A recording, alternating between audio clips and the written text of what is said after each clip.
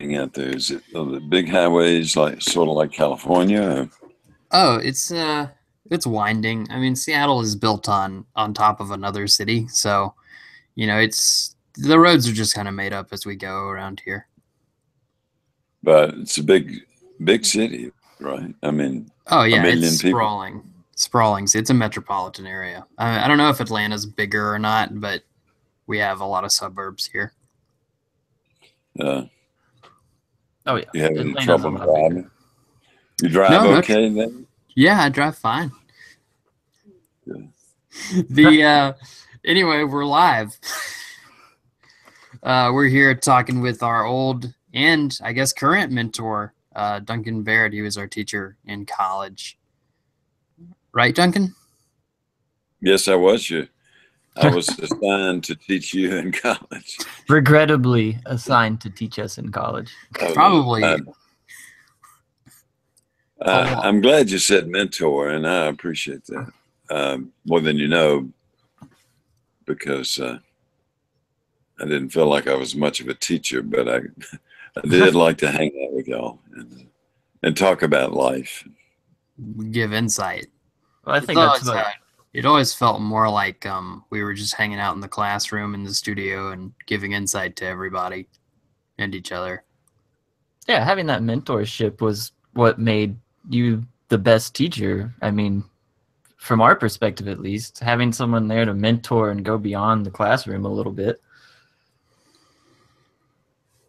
Well, that's the teacher I became. It's not the teacher I thought I would be, but it's you can't say the best teacher. There are all types of teachers. There are teachers that aggravate you, that push you, that give you fact after fact after fact, and then there are teachers like me that don't do much but hang around, and there are all kinds. And, well, my best teacher, one that's influenced a great deal, I'll say. Well, my condolences. Yeah, I think you can never really force someone to learn. You can only generate interest, right? Right. Well, I think you told me that. Well, I do believe that, and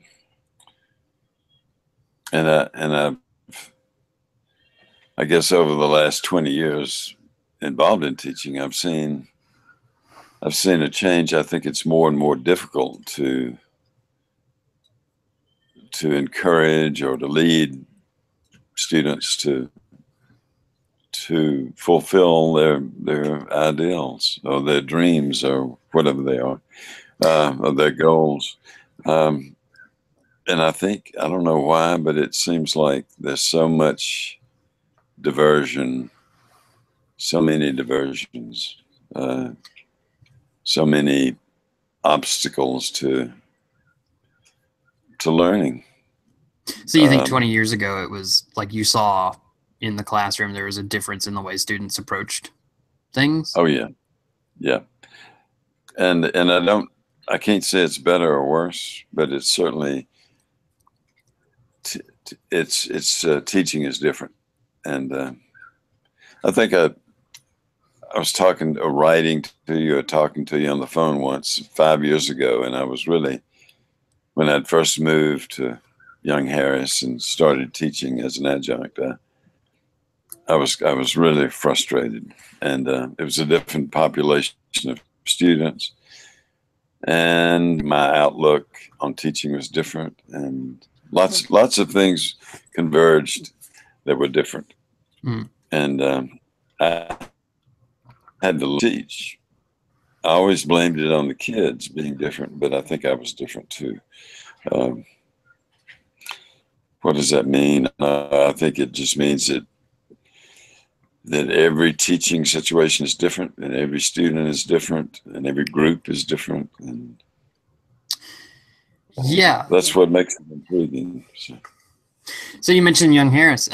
What just for posterity's sake, so tell us a little about yourself for the show here. Like, what are you doing? Where are you at right now? Who are you? Who the hell are you? Who are you? um, well, I retired from Delta State, moved here, and to retire, but I found there was this school close by. It's like 15 miles away.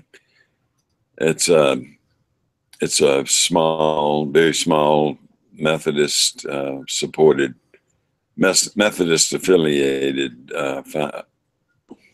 about 1,000 students. Very similar to Millsaps, a little smaller. And I realized that I really wasn't ready to quit teaching altogether. So I was able to get an adjunct job there, and I teach like 2 classes a semester. So that's who I am, and it's been consuming, pretty all-consuming, just like full-time teaching. That Well, I didn't anticipate. Teaching for you was always consuming. Like, I don't. You talked about like the teacher you thought you were going to be when you got started. Like, where did you think you were going to be when you got started teaching? When I got out of grad school, I went to grad school so that I could. I wasn't really. I mean, the learning, the experience of working with a really master stone carver was great. But I went, and it was so mean. The teacher was Robert Russin, who was nationally known as a sculptor, and I went, of course, to study with him. But the primary reason I had to teach in college, because I thought that would be a good thing to do to make a living while I did my artwork. And so the teacher I thought I would be is a very arrogant picture of what a teacher is, and ignorant picture, uninformed picture anyway. I thought that you just did your work and did the minimum of schoolwork and as a teacher, but then you quickly went to your studio and made art, and that was what it was about. In other words, I thought it was all about me, and I wouldn't have been much of a teacher. Thank goodness I didn't get right out of grad school. Thank goodness I had to pay my dues and doing lots of things, humbling things, you know. Right. And I had to figure out who I was as a man, I think, and as a real person. And it took me years. I'm a slow learner, but I think I learned. So how many years did it take you to get back into the classroom? Oh gosh. Well, I was working for an industry, and I got let go. Nice word for fired. I was actually a departmental manager in a manufacturing facility, and was doing really well, and didn't get along with the general manager. We had disagreements, and he finally found a way to get rid of me, and so I was without a job, and I had a family, and there was a job opening at the high school.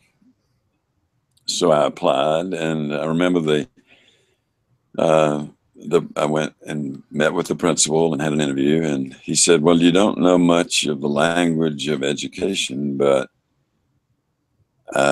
I can sense that you would be a good teacher, so I'm going to give you a shot."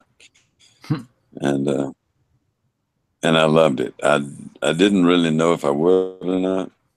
It was just another job to support my family in a sort of a desperate time. But I can't believe how much I love teaching those. And it was just like college teaching. It was really partially about teaching art. That's what we did the whole class. But the learning was all around art, around the people that I taught and around me. It was just like, hopefully, what was like teaching college. Just that feeling of like being submerged in an area where you can't help but learn, rather than any form of lesson. Right, Yeah. creating that environment. And in that environment, there's always ways, and at various moments, sometimes there's no learning going on. You're just there, enjoying being there or hating being there. But then I think quite often when you get a group of people together and they're all earnestly trying, things click. And that's when learning takes place, whatever that is. Right. So when you talked about like not knowing what to do and feeling frustrated or not knowing you were going to be a good teacher. Like when you, from point A to point B where you would be now in the middle of that, like what would you say, like when a semester starts and you're standing in front of a class, what's going through your head about like how to engage different students and things like that? Like how do you create that environment? If you were trying to give advice to me about creating that environment, what would it be? Well,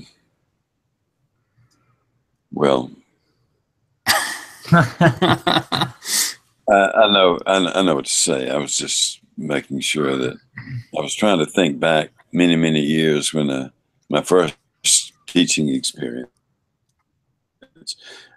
It's not because I was learning. What's relevant is that you just be yourself and be honest and that, I mean, that's worked for me. I think a lot of teachers have ways to engage kids in the first class period, and I've tried some of those. To me, they're a little bit gimmicky. I just go in and introduce myself and let them introduce themselves and kind of get to know them slightly. But I want to come across as somebody that respects their being there and respects myself, and that we're going to get along and we're going to learn together, and for them to be on their guard because I might tell them a lie. Don't expect I wasn't a fountain of truth all the time. I was just an opinion and an approach. That's something and that for you them to trust themselves, I guess. So that's basic. I'm sorry, go. No, I didn't. No, that's something you seem very strongly about, is that, whenever what little I've read about teaching is that you want to present yourself as an expert. But you, and you did, but you were always very good and thoughtful about saying like my words aren't a law or a rule and that I can be wrong. And it seemed to work really great, I think, in the way of art teaching. I think that was some of my favorite parts from Delta State is those classes, everything was a conversation.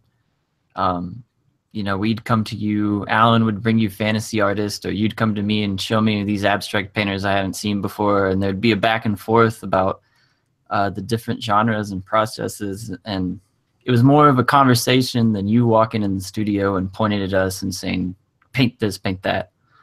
Yeah, you never did that. Why? Why did you do that? I wanted you to do that.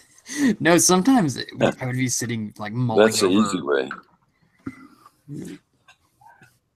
Right. I felt like there was more exploration in your methods, and it was part of the environment, that creative environment. Well, the easiest way to learn is to be told what it's also the worst. And actually, that's not learning. That's just performing for someone else, and or being a puppet and letting someone pull your strings. I learned in the beginning, and way back, I was totally absorbed in that. The things that I was learning, I'm not saying I was manipulated, but I was certainly bought totally into what was being told and taught, and sort of became blind to any other possibilities. And I passed as a teacher. I wanted to avoid that experience with a student. So was that something that you would say was there from the start when you started teaching? How you were taught had an effect from day one? How I was taught had an effect on the way I taught? Yes. Yeah, going definitely. into that first day. And was it, do you think it was positive or negative with that experience? By the time I got to Delta State, thank goodness, I was mature enough, I think, and Hello? I mean, I had examined my thinking over and over and over for years. By the time I got to Delta State, I was already 50, and I think it was a good thing. I think even though I was avoiding being taught, method was to avoid a very destructive method that was used on me. Right. I think of approach, not negative. If I'd done it earlier, it might have been negative. Does that make sense? Yes, I yeah. think so. I mean, Yeah, about not like the constrictions that were put on you. It wasn't you, like that. It wasn't the you that you should have been. You know. right. And I was just very. Hopefully that wasn't a big part of the teaching, the message that came across, but it was certainly a guard that I always held up. Don't go there, you know. Right. Yeah, but you know, I'm going to back way up to the first things I said in this when we started talking about education. There are lots of teachers, lots of methods. I'm not going to knock anybody that a teacher can be destructive if they're not listening to their students. And so I think this method was very destructive. Right. Right. And I think it depends on like what the student needs at the time versus, I think especially when you're in a circumstance where you're teaching a multitude of different people, a multitude of different ideas and what they might want out of their careers as artists, you can't handle it pointedly and very specifically because there's no one specific type of person in that classroom. All right.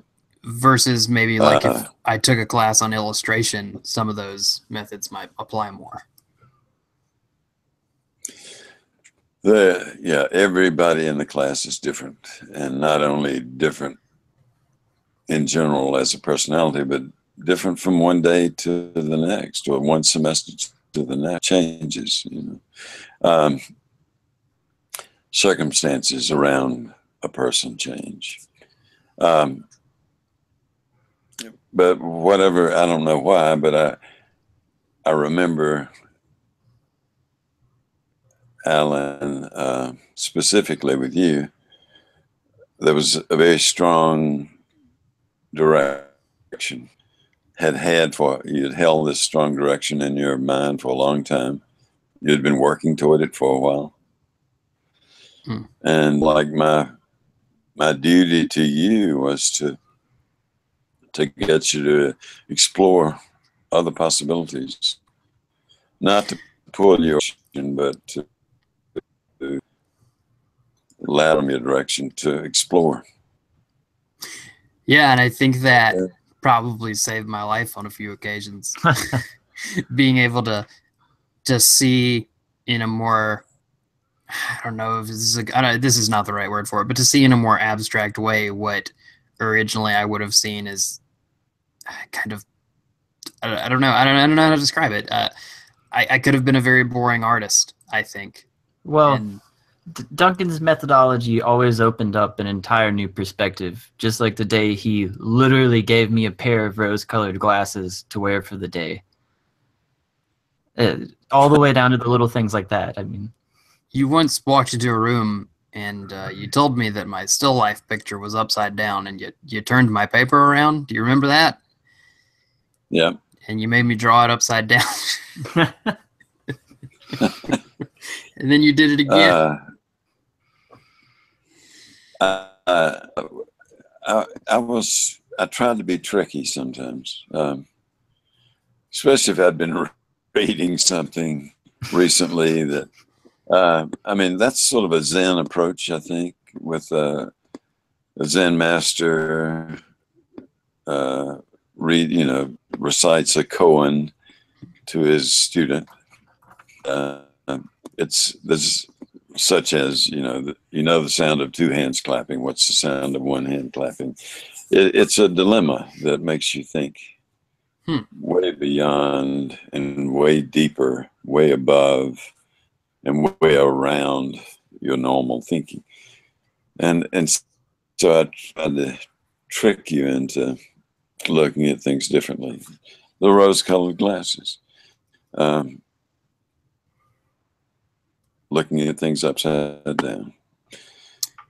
And that's nothing new. That was particular to us. I think some of the things that stand out are tricks, I guess you say, that you would use to open up different parts of our brains. Like we would have to draw a model without looking at the paper, or have to draw using a 5-foot stick. Yeah.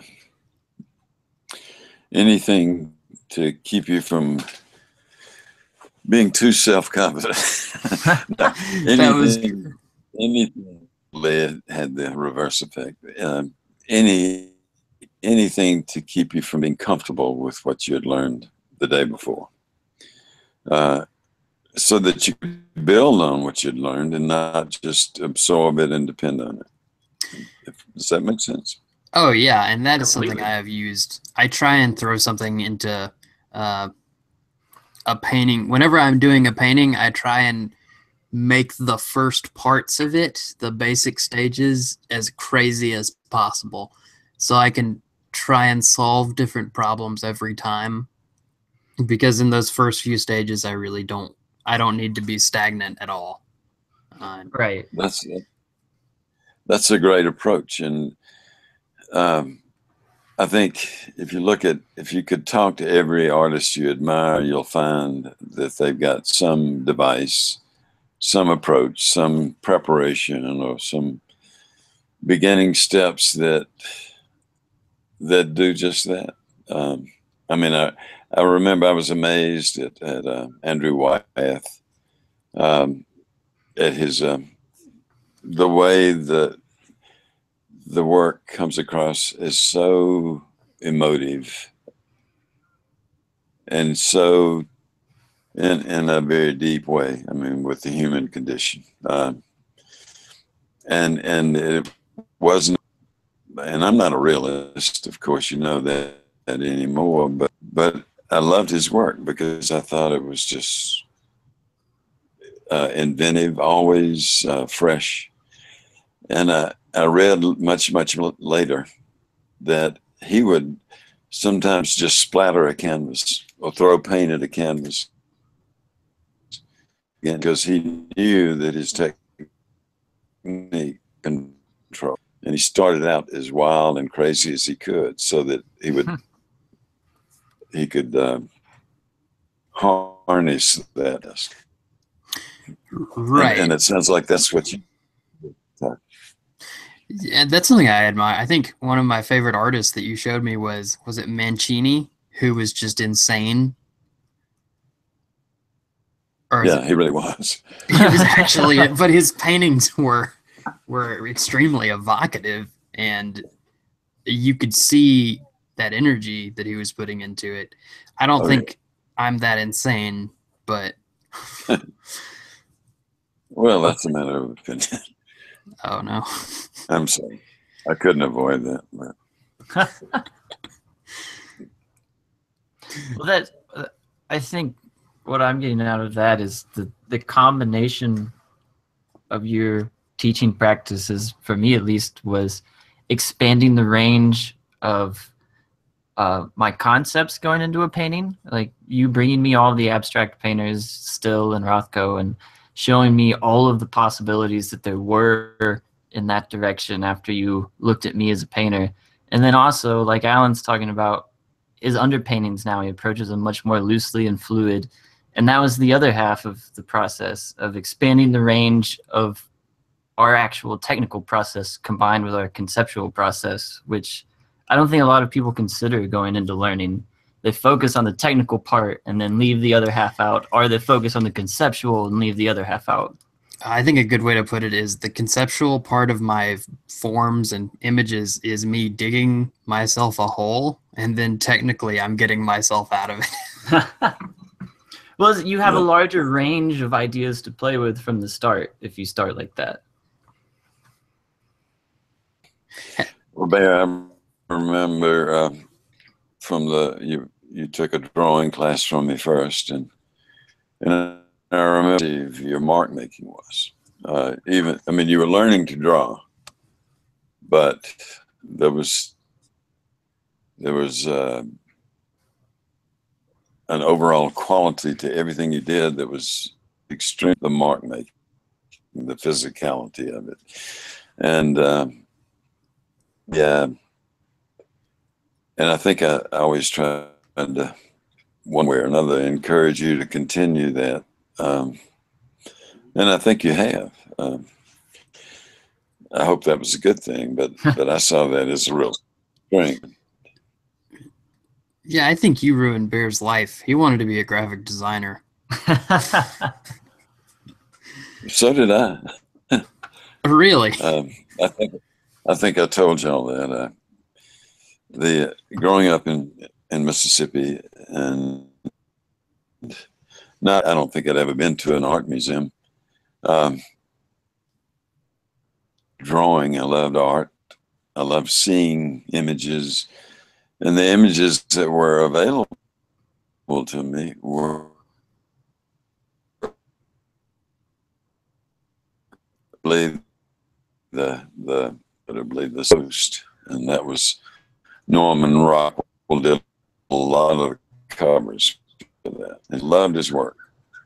I mean, that's what I knew. It had to be another Norman Rockwell when I went to art school. So I did enroll in it was called commercial art then. I enrolled as a commercial artist, and all it took is one painting class, and just realizing how much fun painting to change my direction. Yep, just one painting professor. Ruins a whole career, huh? So here's something. You talk about the two classes that you had taking up more time than full-time teaching, but at the same time, when you were full-time teaching, you were talking about like reading on the other side of the classroom, or not the other side, but when class was over, doing those readings and working toward ideas of teaching and experimenting. Anyway, how did you find the time and resources to give to your students when you were also having to be an artist in the studio? Like, where does that come from? And like, how do you kind of bridge that gap between being selfish with that and teaching, with your time in the studio and teaching?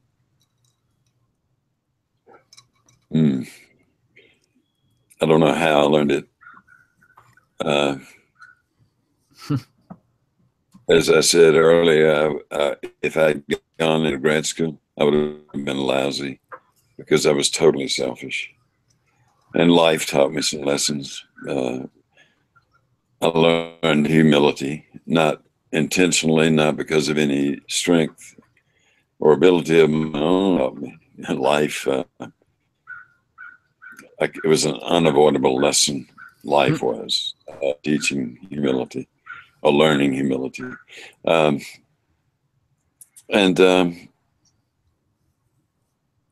I think that was necessary to balance the studio and the classroom. It takes humility. You got to put yourself second sometimes, and quite often. and even in your own studio. So I'm not saying it was always successful, but sometimes I couldn't wait to get out of class to get to the studio. But sometimes I was learning more in the classroom about what I was doing was teachers being a student. Well, I guess maybe a more pointed question. You had started up the after hours drawing where once a week you would spend an extra 3 hours in the classroom setting while just kind of letting us draw, not really teaching. And to me, a lot of the time you were not really doing anything. I mean, sometimes you were, but surely you must have had something else going on in your life at the time that you would have rather have been doing. Sure. Well, yeah. Yeah. I try sometimes, but sometimes, well, as a teacher, you can work with students sometimes, but you can't do it all the time. And so sometimes I just intentionally didn't do anything so I could make y'all feel like it was about you and not about me.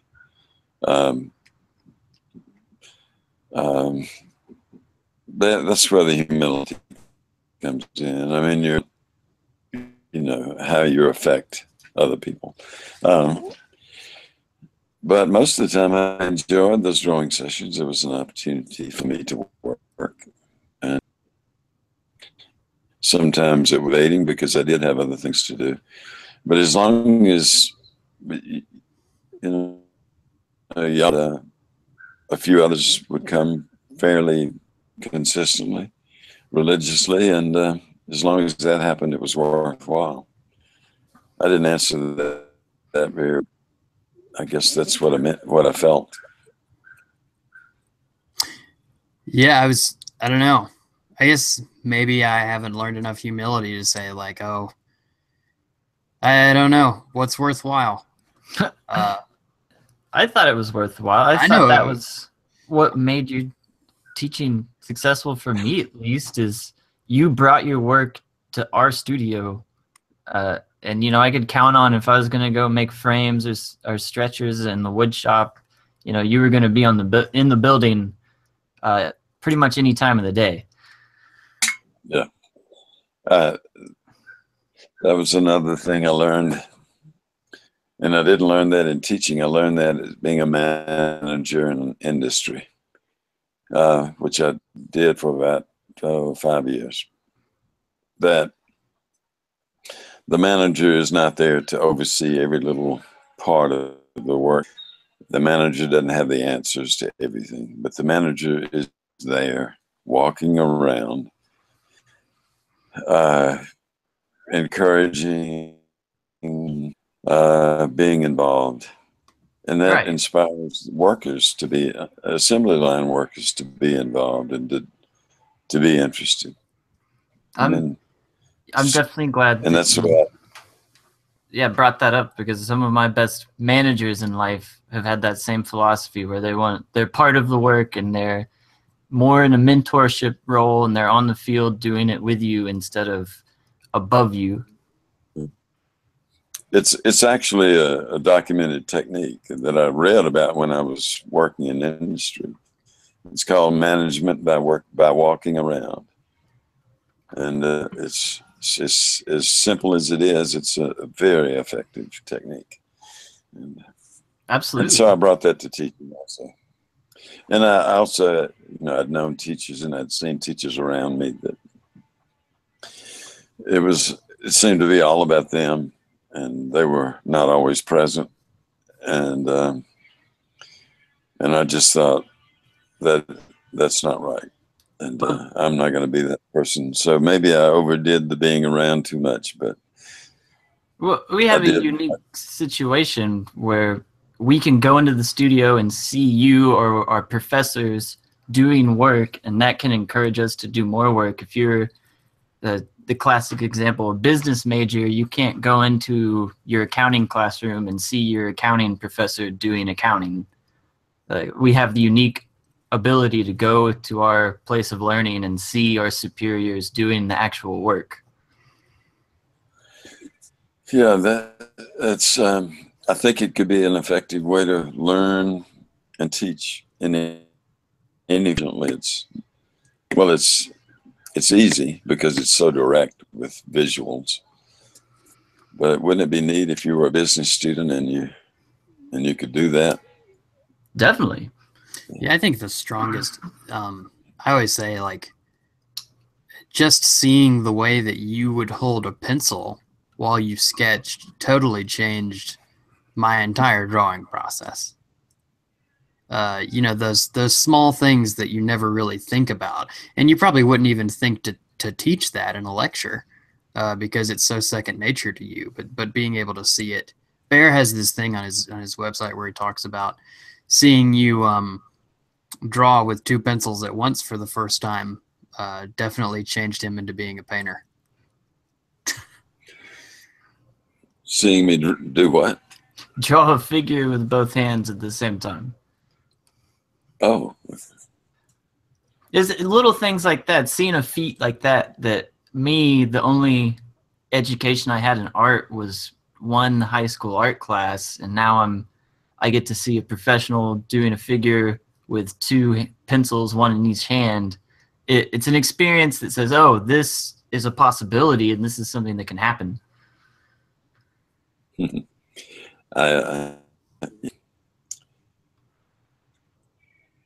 at one time I tried to play the cello. I had a friend that played bass, and he knew enough about string instruments where he could be. I'm not a musician, and I have a little bit of it.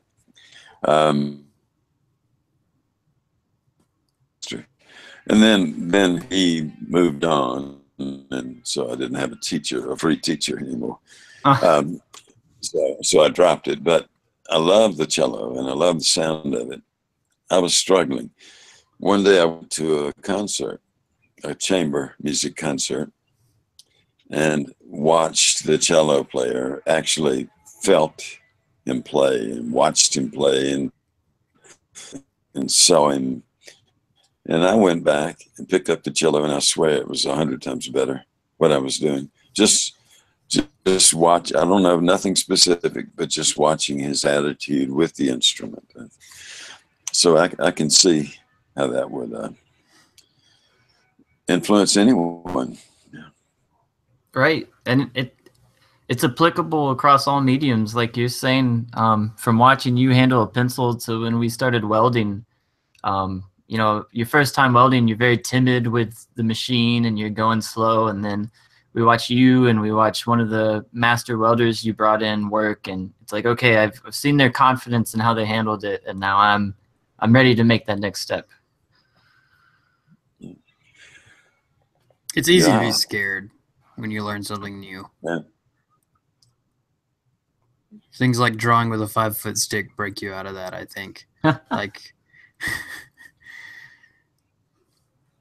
it's getting people out of their comfort zone. And in an art classroom at Delta State, we had a lot of people who weren't art majors getting that one fine art credit, but you saw them come out the other side kind of more engaged in the class, and it expanded their range of thinking, like we were talking about at the beginning here. Actually, that brings me, you talked about Young Harris College, the talk that we did a few years ago when you first got there. You said all of the students, they were so used to just being told what to do. And then you said, I actually thought you were going to say, oh, I've got to break these students out of this mentality, because that's what you said at the time. But here we are, 2-3 years later, and you've said, oh, I had to change myself. Like, what are some things you changed about your own teaching methods to get to students who are more, I guess, aggressively lecture prone, stubborn?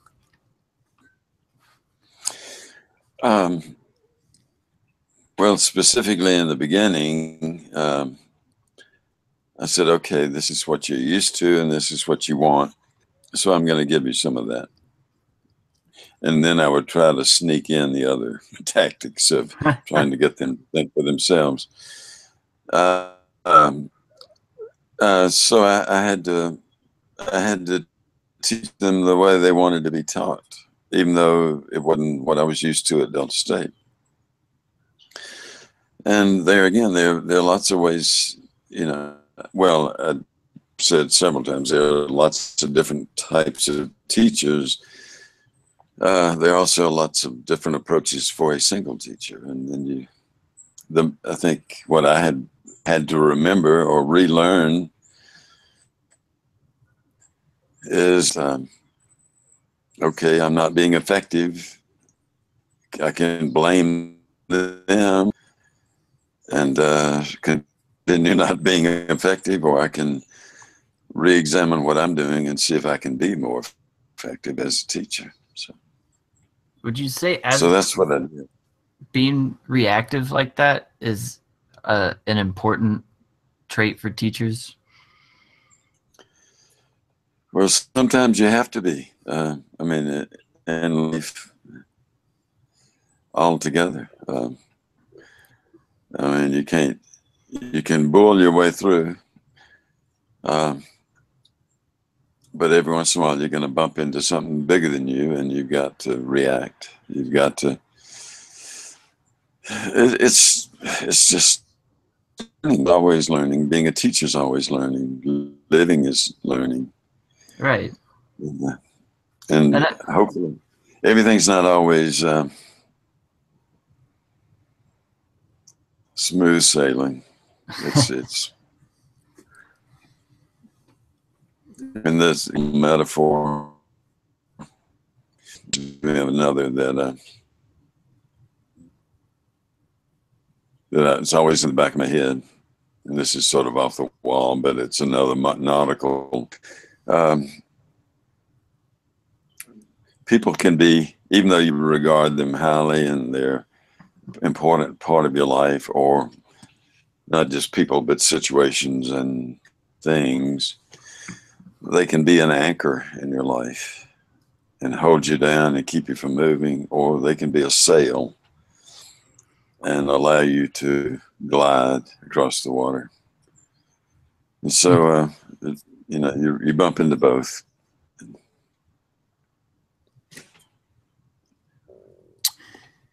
Yeah, I think that's pretty broad. Sir? Now you have me asking if I've ever been an anchor to anyone. I probably have. Oh, I definitely and have. Sometimes that's okay. That's part of going through it all. Well, I think that is a great message. And I also, in saying that and talking about your reactive experiences as a teacher, I think when we're talking about that reaction, it's not changing your message, but changing the method to reaching that new diversified group. Right, the message doesn't change. Right, it's how you break through. Yeah, I guess. Yeah. Yeah. Breaking through is getting through. I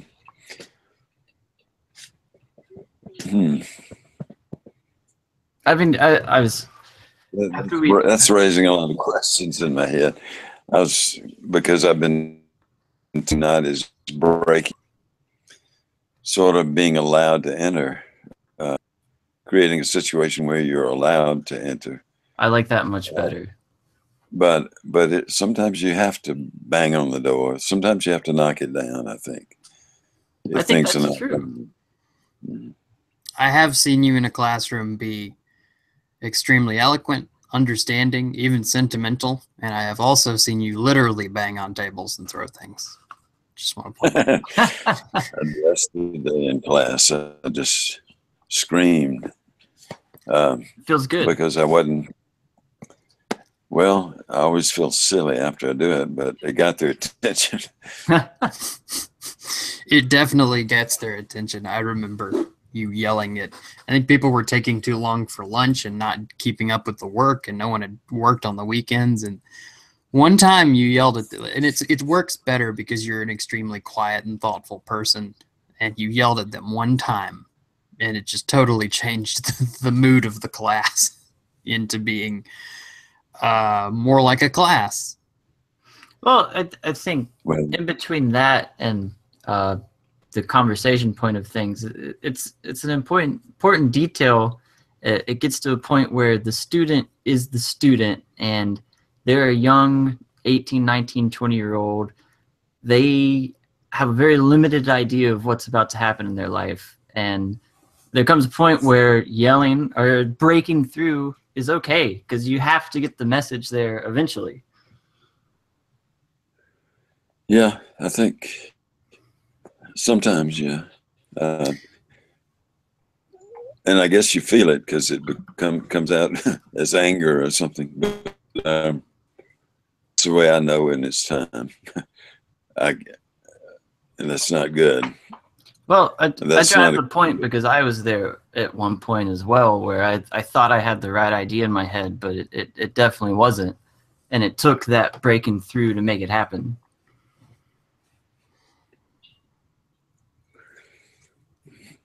I wonder if do you have any insight on like you are I didn't occur to me you're teaching like 17, 18, 19, 20, 21-year-olds, which is it's an age range where there's still a lot of change going on in a person's life. And you had talked about people changing year after year. I guess that all comes back to adapting. I think you're asking, do I see? What did you ask me? I'm sorry. It really wasn't a question. Oh, okay. I guess if there's a question okay. there, how do you feel about the age ranges? And I guess do you ever see I'll just be really pointed. Do you ever see someone who's so just really stupid, doing something really stupid or dumb, and have to like pull yourself back from treating them like a kid? And how do you do that? Yeah. Well, thank goodness I'm usually kind of a quiet, reserved person, I think. So that not by design, but just because of my nature and them, and like everybody else, I have time to observe them and think about it before I approach them. And I try not to approach them as children, but as adults. And I try to, well, I'll talk to them. I mean, usually it's a pretty smart person that I consider the dumbest, because they're not taking advantage of their opportunities or their own abilities. And I'll fuss at them, or I'll let them know one way or another. Sometimes it's much later. I'll give you an example. There was a kid that was kind of a handsome kid that glided through all his classes and did okay, just barely okay, but was never anything extra. And so he kind of glided through with C's and every once in a while a B. And then he graduated and asked me for a recommendation, and I told him I couldn't. That I felt like the job that he was going into required commitment and passion, and I didn't think it would be good for me to give him a recommendation, because I didn't see that in his 4 years that I had observed him. And so, I mean, is that sort of answer? Yeah. Do you think that what you asked? Do you think I mean, that being a teacher? I wasn't trying to be cruel. I was just trying to not teach him a lesson either. I was just trying to be honest. Well, I'll give you an example in the same sense. I asked you one summer why I got a B in one of your sculpture classes, and you gave me a very straight answer as to why I earned that B. And you're absolutely right, and I couldn't disagree with you. And that honesty played a huge role in my learning process. Well, sometimes would you say that saying no or having to be negative in a way is one of the hardest things to do, but also seems maybe very strong of an effect, because you don't say no a lot. No, I don't. Not enough. Some people are really good at that, at saying no. I tend to be kind of a when it comes to that, because my emphasis is being always saying yes and always keeping the door open. So it was very difficult for me to say no, and I've had to a few times, and usually it was fairly extreme or conditions turning, crossroad conditions or turning point conditions, like this guy wanting a job that I didn't think he was ready for.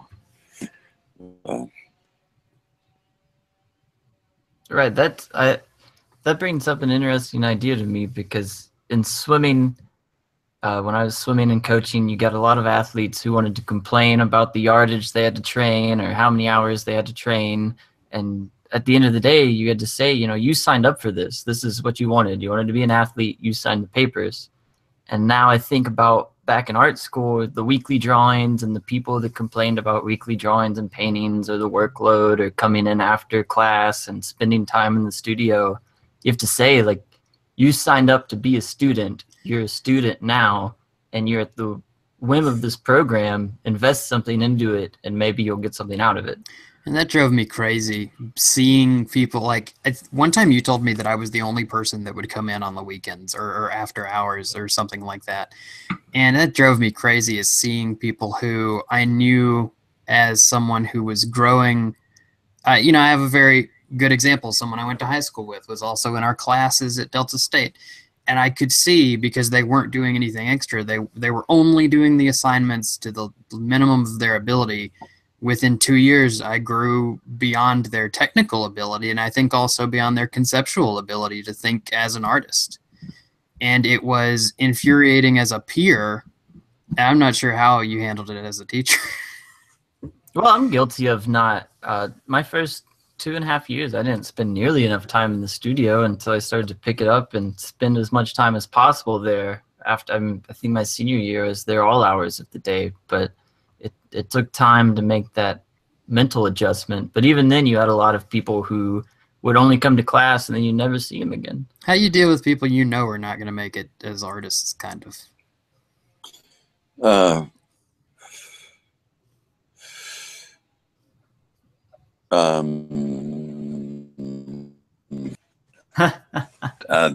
was going to say I tolerate them, but that's condescending.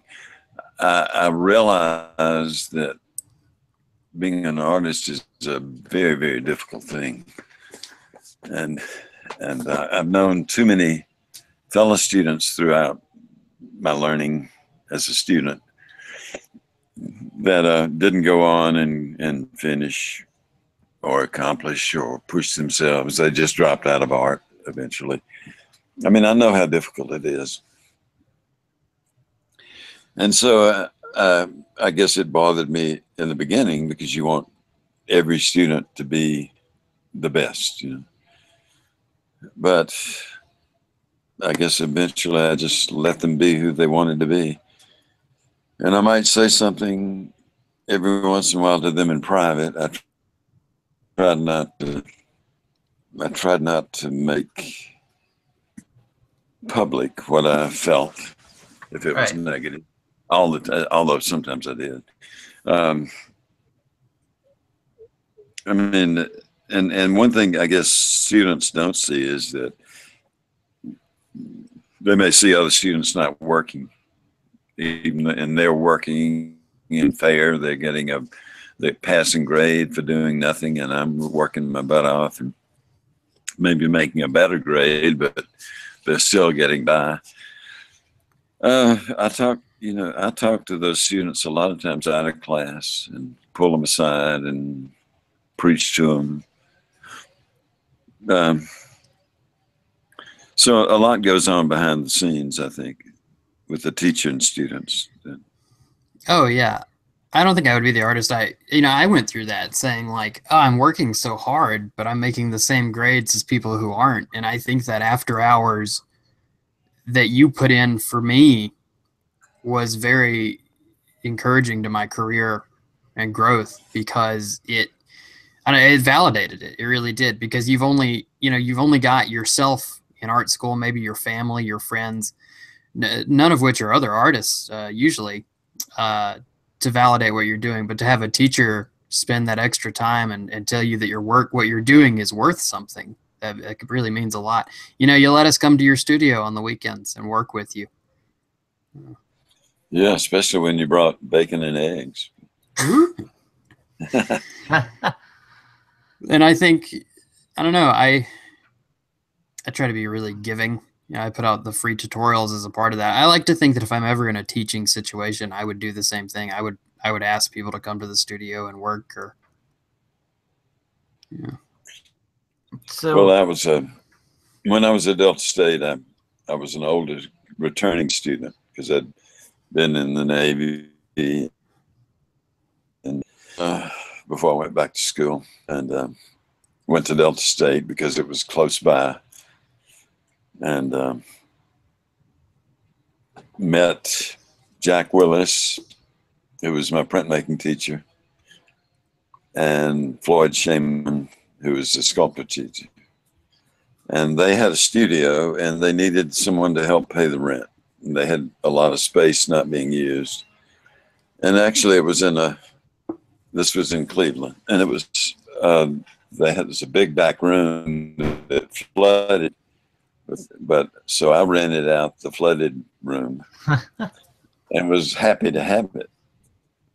And all it took was digging a ditch around it to keep so much water from going in. And I learned to paint with rubber boots on. But okay. The wonderful thing is, I was able to work with them every evening after school. They didn't give me any special privileges or anything.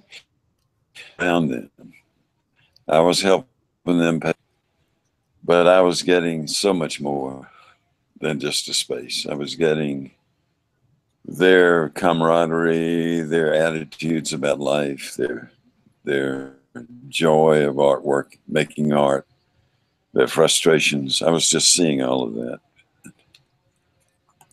So what you're saying is, if there's anyone out there who's not willing to dig a trench around their studio and work in rain boots, they might not cut it. I'm kidding. That's some commitment. No, I hear what you're saying. That was, yeah. I get that a lot, being around the right people. we're getting to full circle, I think, and that's I think that goes to any student or teacher. We hooked up with you, Duncan, because I met you through Alan, but we took the initiative to spend that extra time in your studio because we saw the opportunity to have that space and work with a talented individual. And I think a lot of people kind of shy away from saying, hey, I really admire your work as a teacher or as a professional or whatever. Can we have coffee, or can I come to your studio or something like that? And just those little engagements lead to such huge opportunities. Yeah, well, y'all had the gumption to come and to show an interest, and I think that's full circle from what you just said. Huh? I think that's full circle from what you just said about your studio space when you were younger and having that same opportunity. Yeah. Well, we are actually closing in on the end time on our hour-long show here. But before we go, I wanted to ask you, do you have any tips you'd give to a younger you, or art tips in general, someone our age, or that you wish you'd have been told? Oh yeah, definitely. But I don't know if I would have listened. But I think if you just think about some of the things I've told y'all and the way I've worked with y'all, that's the way I would have treated me as a student. To keep an open mind, and whenever I saw myself focusing in on an idea as that began to exclude other ideas, I would step in and say, "Don't do that. Keep your mind open. Keep paying attention. Keep looking. Keep exploring. Don't give up who you are, but don't but never be afraid to explore." And if I had learned that when I was a young student, it would have been great. But instead, I latched to the first sound idea I ran into, and it was a security blanket. It kept me. It was wonderful learning, wonderful information, but I used it as blinders.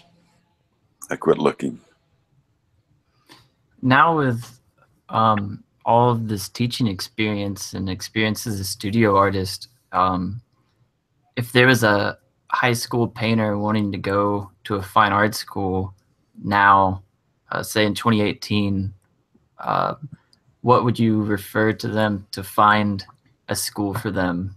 Just general advice for that. Oh, actually, that happens all the time. I think there are worlds of good teachers out there. This is what I always tell them is go do a school visit, spend several days hanging around the art department, talking to students, getting an idea of how they relate to the program, and meet some teachers, try to see their work and see if their work is anything that could inspire you. And to me, that's key, is having a supportive environment and an environment, well, a program that you believe in. Right. That's ideal. Reality is, how much does it cost? Yeah. And how close is it?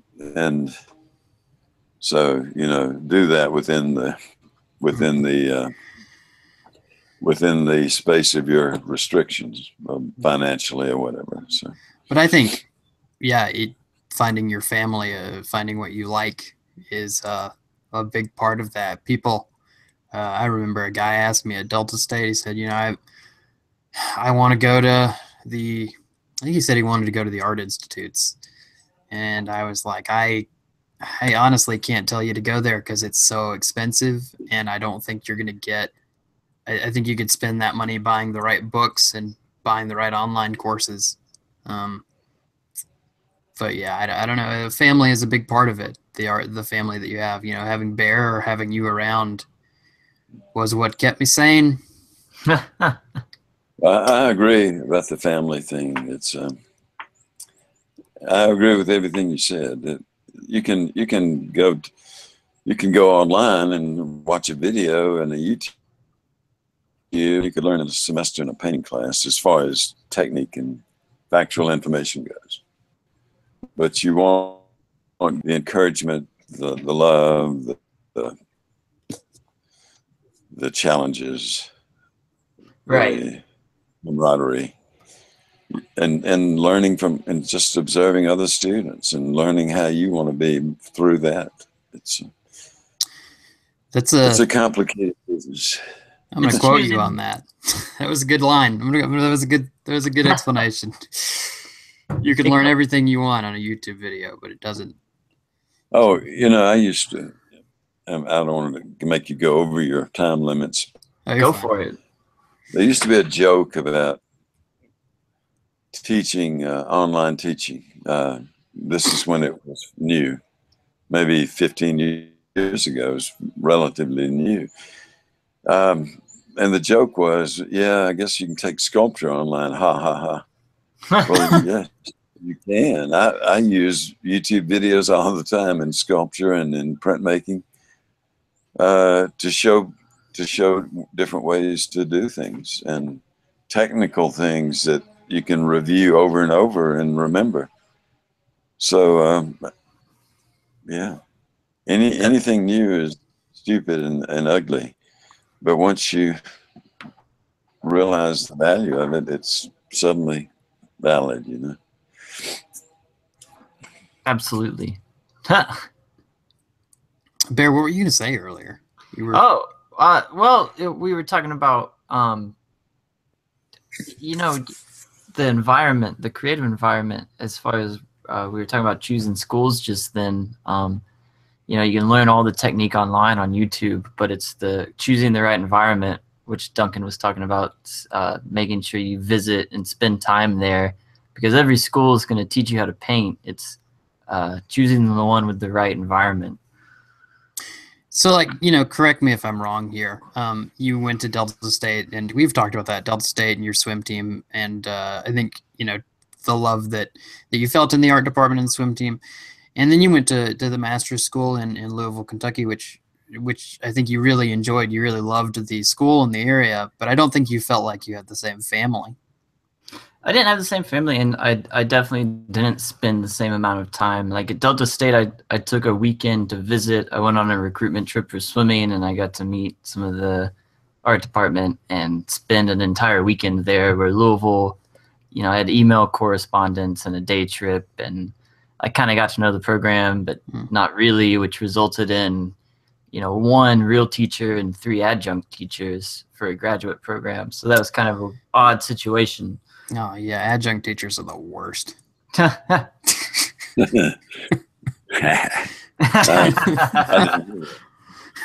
Kidding. Well, you know, it was great teachers, but it was knowing that the whole program isn't going to be cohesive now, and they really didn't have any interaction with the rest of the department. They were just visiting once or twice a week, and that affected the environment.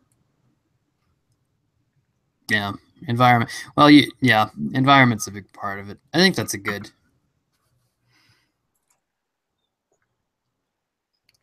Alan keeps dropping out, but how are you, Duncan? We're closing in here.